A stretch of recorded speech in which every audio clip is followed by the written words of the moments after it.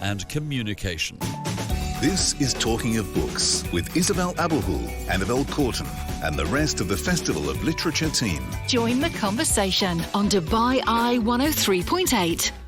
Hello, welcome back to Talking of Books, where we are currently in the state of Kentucky, trekking through the mountains of a mining town during the Depression, delivering books to those who need them in spite of relentless opposition from some of the townsfolk. Well, not really, we are in the form of a book.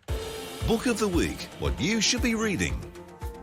It is the basic outline of our book of the week, The Giver of Stars by Jojo Moyes, and we are joined by the delightful Karen Osman in the guest chair today. Good morning. Author in her own right of 3 novels. 3 novels. 3 novels. The Perfect Lie just released this summer, yeah? Yep, it did. It really did. I mean, that's the 3rd book, psychological thriller as well, so joins its sisters there. You are also the host of book review and discussion channel Karen's Bookshelf as well. We should give a plug for that there as well. Yeah. Yep, carry on. That's on Instagram at Karen Osman Author. So if you're interested in book reviews, writer tips, book competitions, then sign up. Yeah. So you were last here on the show talking about the latest book in the Chocolat series. That was lovely, wasn't by it? Joanne Harris. Yes. So we're going sort of historical fiction again on the show today. So Yep. Depression era, Kentucky. Do you want to give us a little bit more of an introduction to this book? So Jojo Moyes, she's best known for the Me Before You series. This is a complete departure. It is a complete departure, and she says that herself, actually, that it was a complete departure for her. I mean, she's really well known, isn't she, for romance, for the book Me Before You, which, of course, was adapted in 2016 into a film. So this one, The Giver of Stars, historical fiction set in the 1930s in America, and it's really a story about 5 women and their journey through the mountains of Kentucky as part of a travelling library, which they call the Pack Horse Library. And this was an initiative set by Eleanor Roosevelt to promote literacy in the mountains of Kentucky. Did you know about this before you read this fiction? I did not. No. I did not. And I think the fact that it's based on a true events is what really makes it so fascinating. So, I mean, the main character in that is Alice Wright, and she signs up to be one of these riders, and it really follows her journey, both personal and physical, going through the mountains as she sort of delivers these books to the different families in the mountains. She's this really interesting character because she's basically taken from a very isolated, claustrophobic existence in England. She doesn't get along with her parents. She doesn't like living in this house. And in walks this tall, dark, handsome stranger from America, from Kentucky, who says, do you want to marry me and move to America? And she thinks this is the perfect escape for her. Yeah. But it's not quite, is it? No, it's not. And I think the fact that, she's in small town Kentucky rather than sort of the lights and the glamour of a city is a bit of a shock for her. And I think she quickly finds out, that her marriage is not all it's cracked up to be. And the presence of her father-in-law, who lives with them as well, she's Jojo Moyes has sort of cast him as quite a baddie in the whole story. So it's she has a lot of personal challenges. Yeah. And these women kind of take refuge in the job that they get. It's sort of like their freedom from their actual lives. Yeah.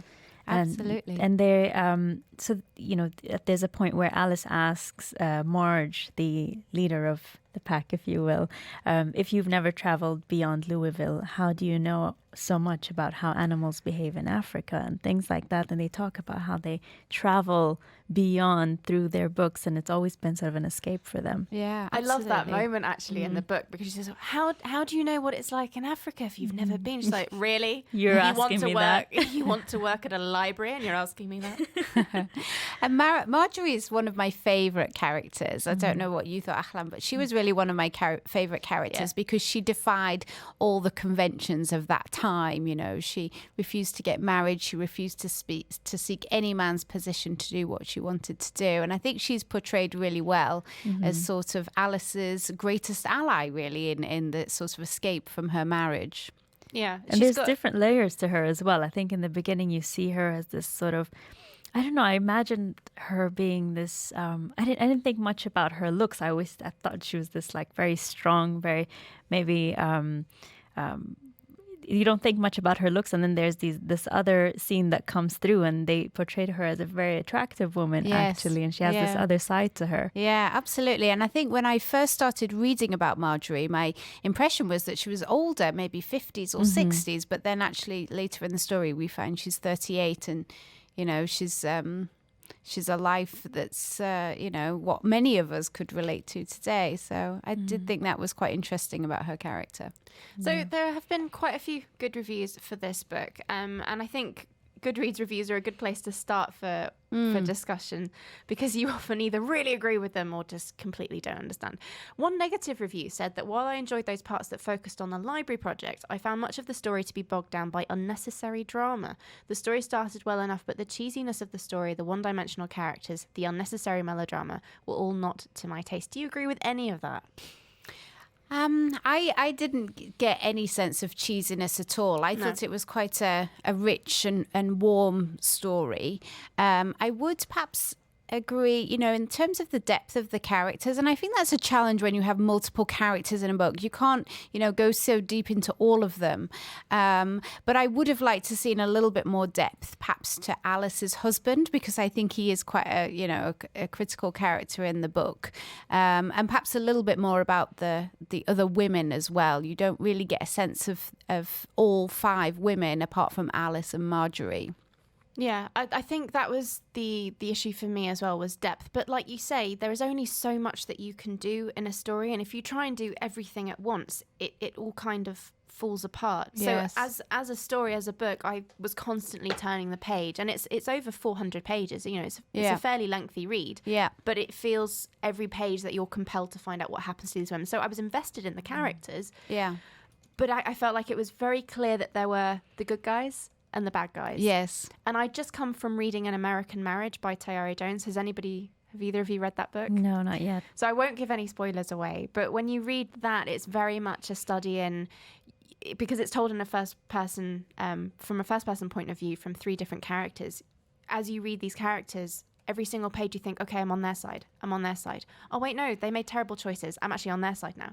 And the whole novel, you're just kind of changing your allegiance to all these different characters. Whereas with this, maybe that's because I just read An American Marriage. I was just thinking, okay, you are 100% who you are from the first page, and it was very predictable. And I didn't feel like there was anything unlikable about any of the women. And do you feel the same way? Yeah, I think it's very much a feminist fiction. I think you root for the women all throughout. You want them to win. And I love in the beginning when Alice is, trying to get into this program, and her father-in-law is telling her, oh, that Marge is no good, no decent woman hangs out with Marge. And then she kind of says, well, just imagine, she uses his religious side and says, imagine us helping people read, and all those ungodly people, and help them go back to scripture. And, she kind of uses that tactic to get in. And he's like, oh, well, you're right. And I love how the women all throughout use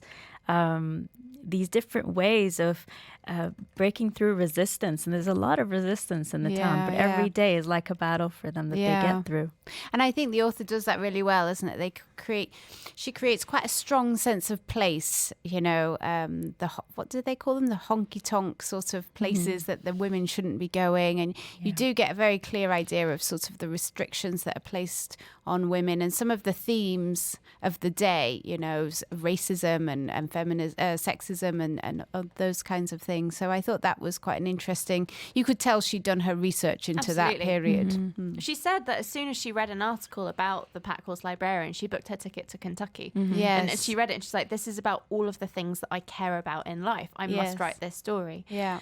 But yeah, no, I 100% agree. I think the story was at its strongest when it was these librarians trying to get across why books mattered to people who were resistant for all sorts of different reasons. And there's a wonderful interaction that happens over time with a man who he doesn't have his wife anymore, and he's raising these 2 daughters on his own. I think Jim Horner is one of the characters.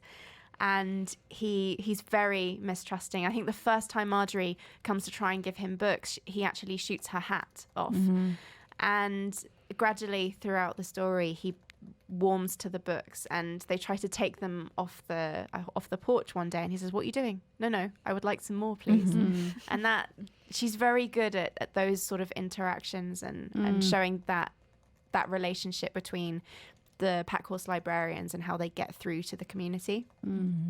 And also there's Izzy, one of the librarians, who in the very first day was very reluctant to joining the group because of the disability that she had with her imbalanced legs. And then a couple of weeks later, she's offered to do a librarian job, sitting at the desk organizing books. She's like, no, my families are used, they like me, and they wouldn't like it if somebody else took on my responsibility. Yeah, she finds her place in the world, doesn't she? Yeah. And that's the beauty of the story, isn't it? How you sort of see each woman change in character and overcome obstacles. And I think that's something readers like to, read about and enjoy, that sort of, immersion of character sort of thing. Yeah. We're going to talk more about this book and also Jojo Moyes' inspiration for it as well in just a few minutes. But you can also answer a competition question to win a copy of The Giver of Stars by Jojo Moyes. What is the capital of the state of Kentucky? Is it A, Paris, B, Frankfurt, or C, Boston? Let us know on 4001. And also when we come back, we'll be talking about an opportunity here in the UAE for any librarians that you know. Or if you're a librarian yourself, stay tuned. We'll be right back.